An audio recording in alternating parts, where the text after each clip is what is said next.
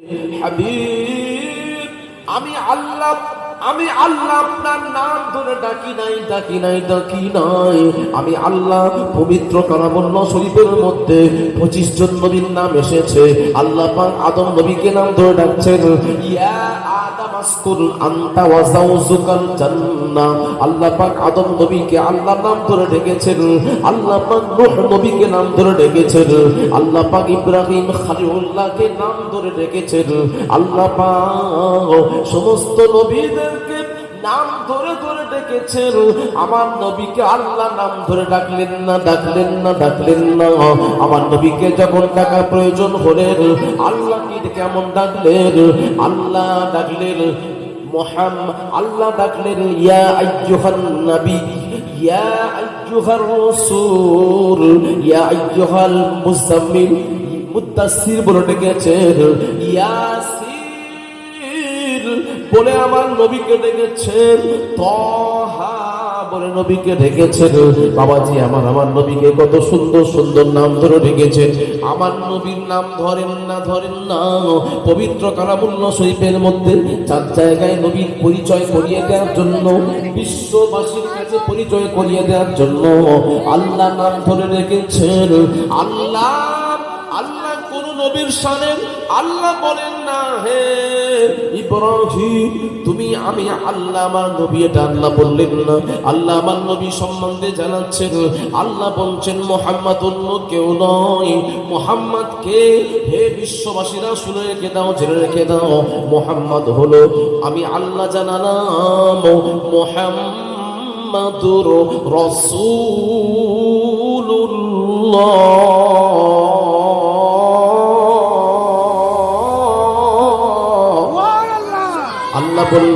আল্লাহ জানিয়ে দিলেন, আল্লাহ বললেন হে বিশ্ববাসীরা শোনো, মুহাম্মদ অন্য কেউ নয়, মুহাম্মদ হলো আমি আল্লাহ আমারও নবী। জোরে জোরে বলুন। আল্লাহ সরাসরি কোরআনে কথা বললেন না যে ইব্রাহিম আমার নবী, ইসমাঈল আমার নবী। আল্লাহ বললেন না যে আদম সফিউল্লাহ আমার নবী। কোরআনে ডাইরেক্ট এইভাবে সরাসরি ঘোষণা করলেন না। আল্লাহ এক জায়গায় বললেন যে মুহাম্মদ আমি আল্লাহ আমারও নবী। যেমন মুহাম্মদ বিশ্বের নবী, কুল কায়নাতের নবী, মুস্তাফা হলো আমি আল্লাহ আমারও নবী। যেন বলুন না সুবহানাল্লাহ। সেই নবীর উম্মত আমি আপনি। বক্সটা একটু বাড়িয়ে দেন, একটু বাড়িয়ে দেন সামান্য। বুঝতে পারলেন? সেই নবীর শান বুঝতে হবে আমাকে আপনাকে। নবীকে যদি না বুঝি সব বেকার। বাবাজি আমার, নবীর মোহাব্বতটা হলো ঈমান, নবীর ভালোবাসাটা হলো ঈমান।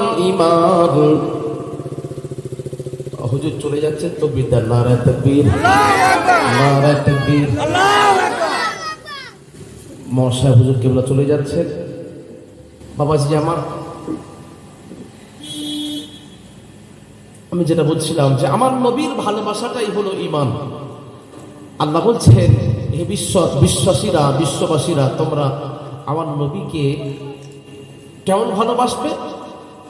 সামান্য নয়, কেবল মুখে নয়, নবীকে ভালোবাসবে অন্তর দিয়ে। নবীকে ভালোবাসবে অন্তর দিয়ে। আল্লাহ বলছেন আন-নাবিয়্যু আউলা বিল মুমিনিনা আনফুসিহিম ওয়া আযওয়াজুহু উম্মাহাতুহুম।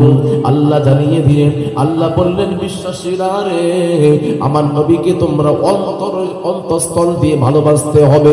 আমার নবীকে সামান্য ভালোবাসলে হবে না। এই আয়াতে কারিমাটা কখন অবতীর্ণ হলো শুনুন বাবাজি। তবুকের যুদ্ধ আজকে যেমন গরম পড়েছে, এইভাবে এর থেকেও আরো বিশাল গরম সেই দিনে পড়েছিল। এত গরম সাহাবা হুজুরদের ঘামে ডুবে যাচ্ছিল, এত গরম হয়েছিল।